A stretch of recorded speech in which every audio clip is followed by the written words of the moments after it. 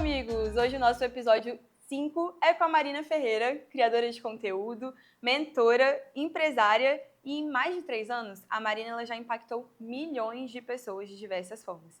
Já trabalhou com grandes nomes como E-Commerce Brasil, The News, Espírito Startup e Amazon.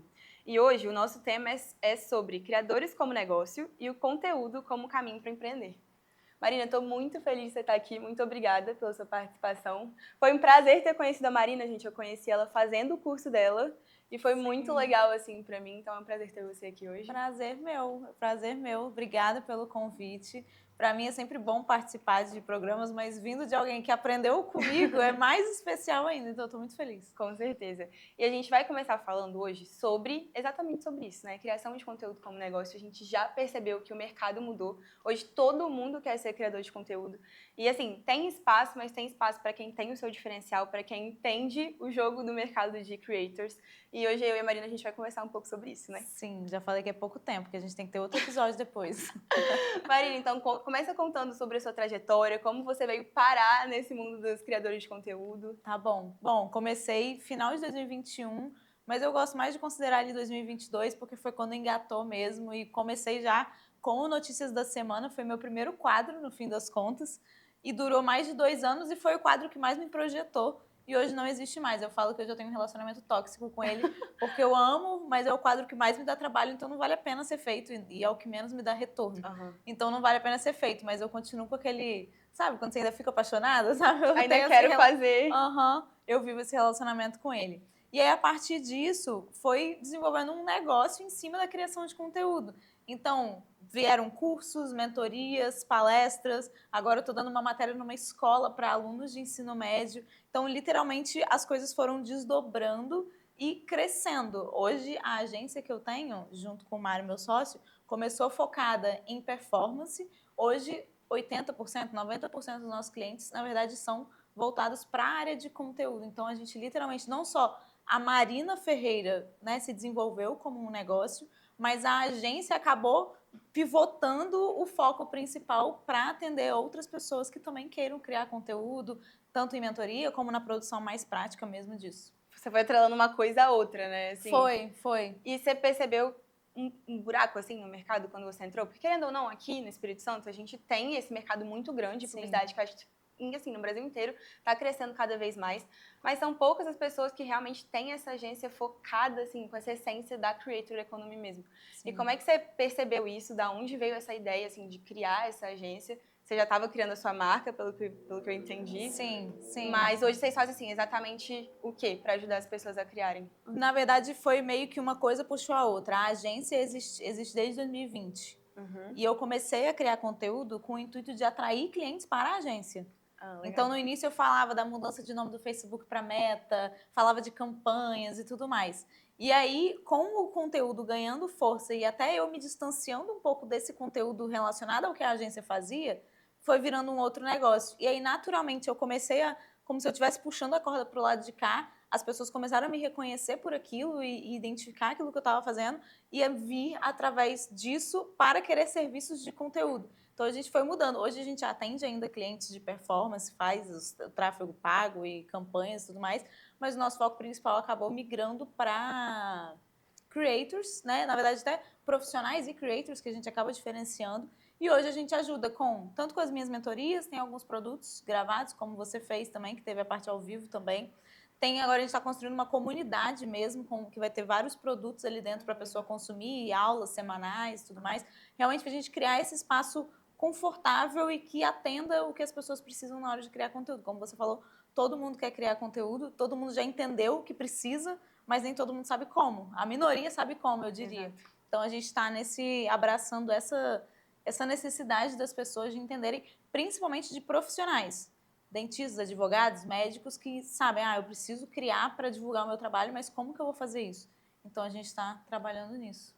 Muito legal isso. E até assim, falando muito de posicionamento, de estratégia, de monetização, acho que a gente pode até entrar nesse tema, porque querendo ou não, uma coisa leva a outra. Hoje a gente sabe que pra gente criar conteúdo precisa ter essa autenticidade, mas hoje eu nem diria mais autenticidade, porque, ao meu ver, já tá uma palavra meio banalizada. Ah, ok, tem que ser autêntico, tem que se autoconhecer, e realmente tem, né? Porque você tem que ser aquilo na internet, tem que ser aquilo na vida real. Tem que continuar sendo você ali, né? Exato. Mas vamos falar um pouco sobre isso mesmo, de como a gente pode se posicionar nas redes, assim, como que ok, eu sei que eu tenho que criar conteúdo, mas por onde eu começo? Como eu sei como eu tenho que me posicionar? Quais as estratégias que a gente pode usar para isso?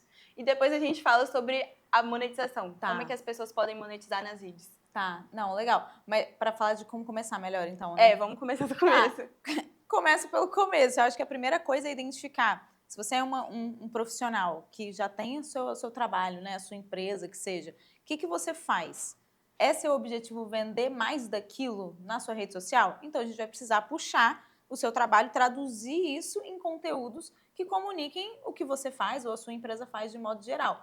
Aí tem gente que quer começar como creator, que vai mostrar mais o lifestyle, vai mostrar mais a sua vida. Beleza, que características suas você quer ressaltar? O que você não precisa ressaltar tanto? Você não precisa mentir na rede social e eu nunca vou indicar isso. Mas que imagem você quer construir? Aí vem de posicionamento, né? Qual percepção você quer que o público tenha sobre você e como que você pode comunicar para atingir esse posicionamento que você espera. E aí isso vai envolver comunicação verbal, não verbal, tipos de assunto que você vai falar, como você vai falar. Você vai falar numa linguagem mais rebuscada, vai falar numa linguagem mais simples? Isso vale para qualquer um, tanto o creator lifestyle como o profissional que queira se vender. Que tipo de cliente você quer atender? No fim das contas, o nosso público na rede social é o nosso cliente, mesmo que ele não te pague nada, mas ele é o seu cliente. Então, que cliente você quer atingir? Então, eu começaria por esse planejamento, assim, essa identificação. Definindo o público-alvo mesmo, para você entender até o que essas pessoas querem saber de você, né? Sim, eu vejo que é muito interessante. Eu abri minha caixinha de perguntas. Você lembra que eu morri de vergonha de falar nos stories? Falava, não gosto de falar, não sei o quê, mas eu percebi que tinha essa necessidade.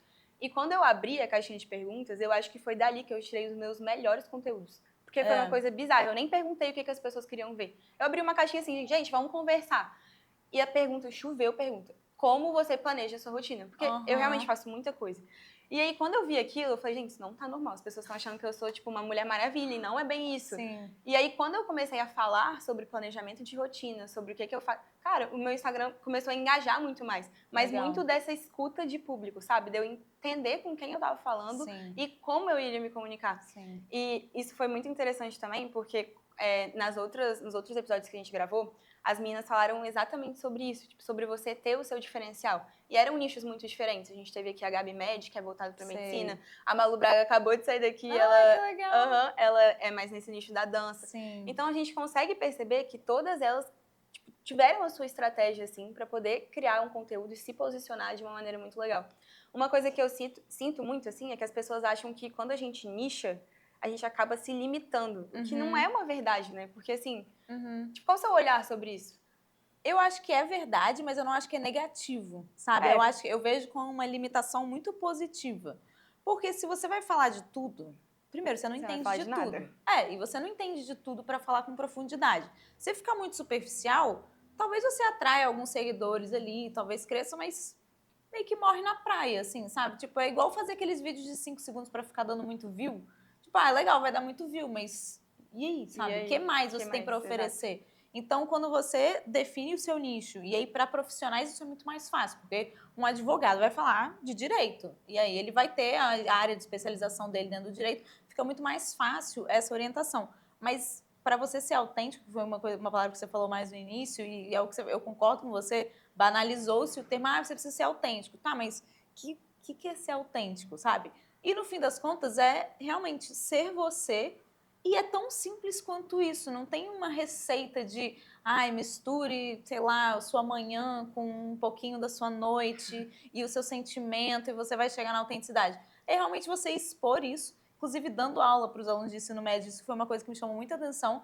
Elas descrevem, as meninas principalmente, as criadoras que elas mais gostam, como autênticas. Fulano é muito autêntica. Isso é uma coisa que atrai pessoas novas como elas e atrai pessoas da nossa idade e mais velhas. A gente vai se identificar por jeitos únicos e é a única forma. Então, sei lá, advogado trabalhista. Vão ter milhares de advogados trabalhistas. Como é que você vai se diferenciar entre milhares? sendo você. Só você vai ter uma abordagem, só você vai ter Contando a o sua seu história, jeito né? de fazer, exato, como você chegou lá, como você atua com seus clientes. E aí você vai explorando isso e vai ressaltando aquelas características que você quer ressaltar e trazer destaque para aquilo também. Com certeza. Voltando agora um pouco nessa parte de criação de conteúdo como negócio, eu vi que uma das tendências do Web Summit desse ano foi exatamente isso, da gente começar a olhar a criação de conteúdo realmente com um olhar muito de empreendedorismo, de o que a gente pode fazer para monetizar. Hoje não é só mais as marcas que pagam, não são só mais parcerias, mas é realmente o criador como marca pessoal e como o próprio negócio. Tá. O que você acha assim desse mercado e como as pessoas, o que diferencia, na verdade, um criador de conteúdo que só cria conteúdo e um criador que realmente empreende? Acho que falta estratégia. Acho que, tipo, e eu gosto de resumir estratégia com pensar. Falta pensar um pouco sobre aquilo.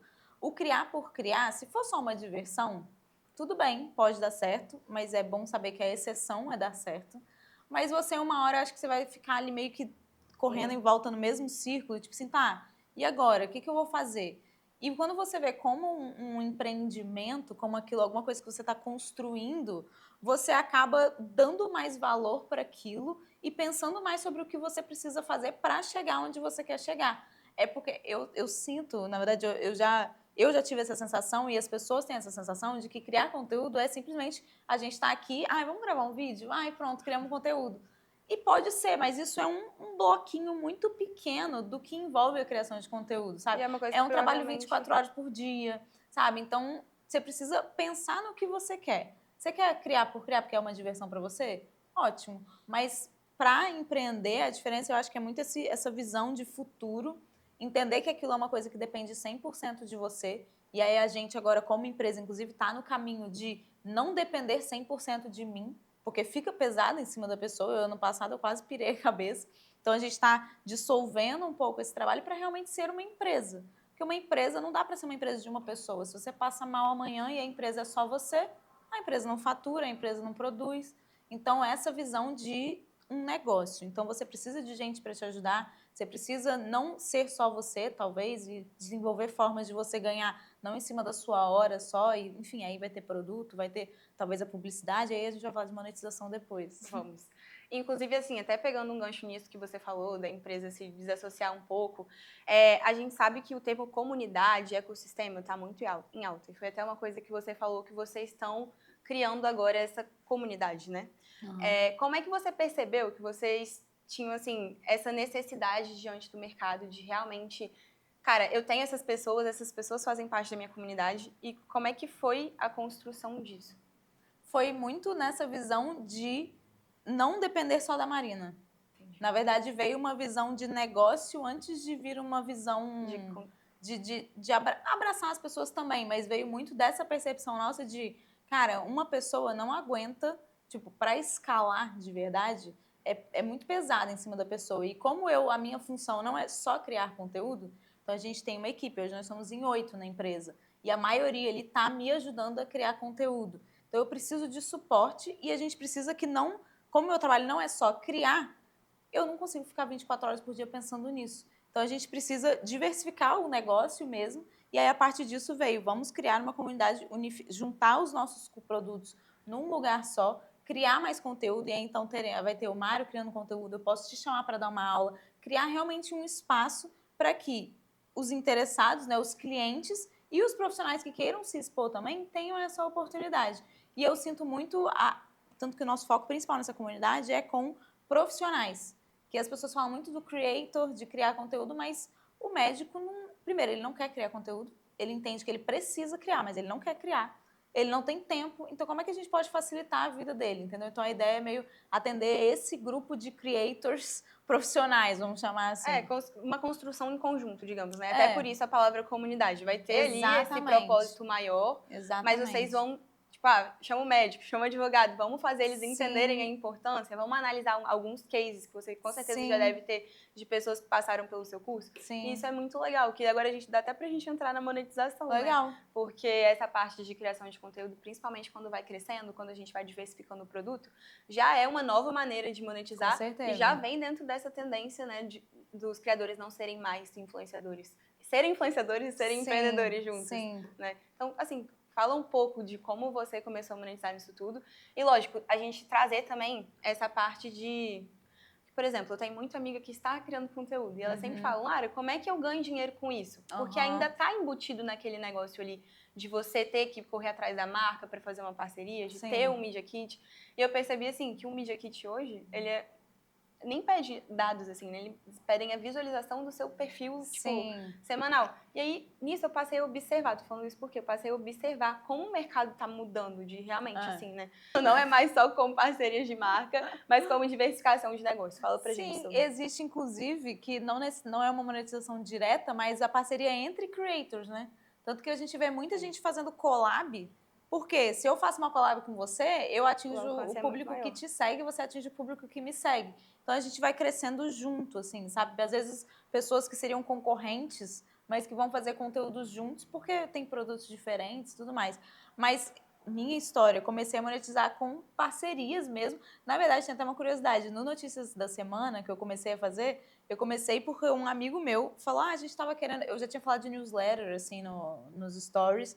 E falou, a gente estava querendo associar... Ele tinha uma marca de café. E ele queria associar o café a esse ritual da manhã, de você começar o dia, ler as notícias e tudo mais. Falei, por que você não fala umas notícias e bebe o café? Então, meu primeiro quadro já foi, aspas, monetizado. Foi na permuta, sabe? Porque aí eu ganhava o café dele e aí eu falava as notícias bebendo café. Às vezes eu preparava o café. Então, comecei assim, na permuta.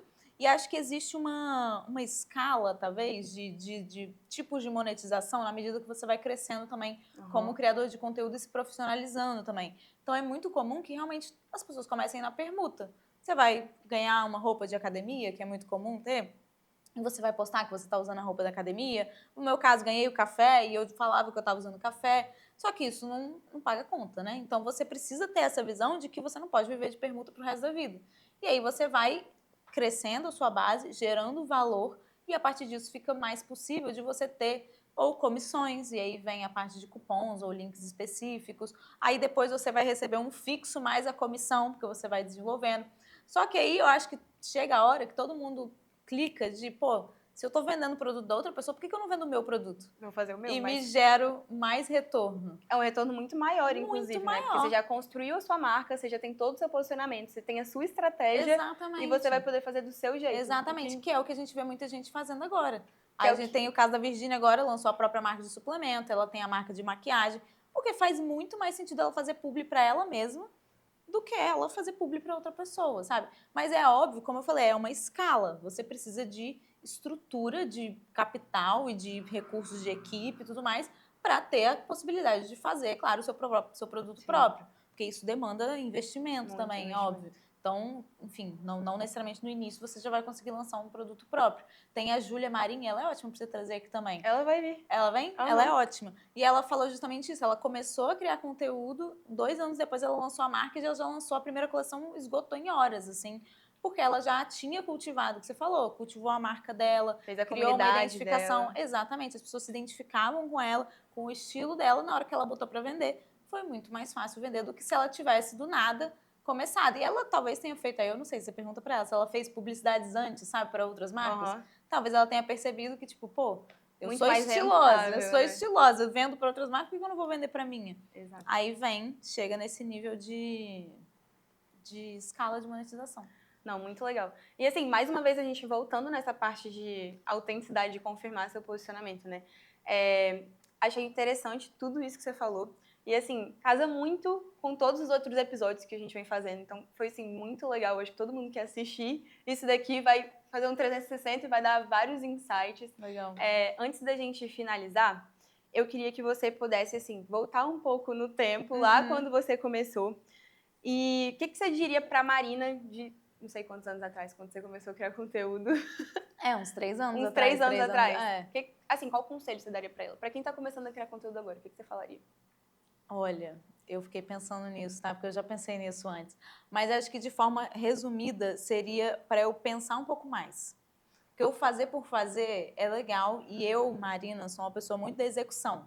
Então, vamos gravar podcast, vamos gravar vídeo, eu faço. Quer plantar bananeira que eu vou plantar, se eu não souber eu aprendo e faço. Eu sou muito da execução, mas pouquíssimo do planejamento. Ainda bem que eu tenho o Mário comigo, que sempre foi a minha mente pensante e me olha, beleza, você tá fazendo isso, mas o que você quer com isso, sabe?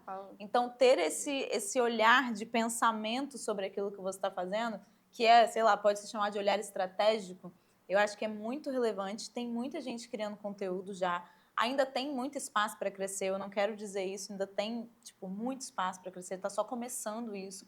Mas pense o que você quer com aquilo e até no nível de o que você quer com aquele conteúdo específico, sabe? Qual é o seu objetivo? Então, se eu tivesse pensado melhor lá atrás, eu provavelmente teria tomado decisões diferentes. Talvez não teria insistido tanto em notícias da semana e já migrado para outro tipo de conteúdo. Então, acho que pensa um pouquinho mais, assim, mas faça, tá? Porque tem que fazer. Começa e vai moldando ali seu posicionamento, sua estratégia. Só para até entrando nisso daqui, uma coisa que as meninas citaram muito é que elas morriam de medo de começar com o posicionamento e trocar o posicionamento no meio do caminho. O que eu falava assim, gente, mas vocês mudam a personalidade, não tem, tipo, você não vai ser a mesma Marina para sempre. Daqui a pouco, tipo assim, 5 anos, você não vai ter mais o posicionamento amanhã eu posso mudar de opinião sobre alguma coisa. Então eu acho muito interessante isso, até por estratégia mesmo, assim, hoje eu sei lá, hoje a Marina ela é criadora de conteúdo, mentora, não sei o quê. Mas amanhã, gente, pensa com estratégia, com posicionamento certo, você vai chegar onde você quer chegar. É isso. E é isso. Muito obrigada, eu tô muito feliz com a sua participação. Com certeza, assim, você já tá brilhando por aí, você já é protagonista da sua própria história. Eu tô feliz de verdade por você estar aqui. Muito obrigada por ter compartilhado seus conhecimentos com a gente. Espero que tenha gostado. Sucesso. Obrigada. Até mais. Beijo, gente.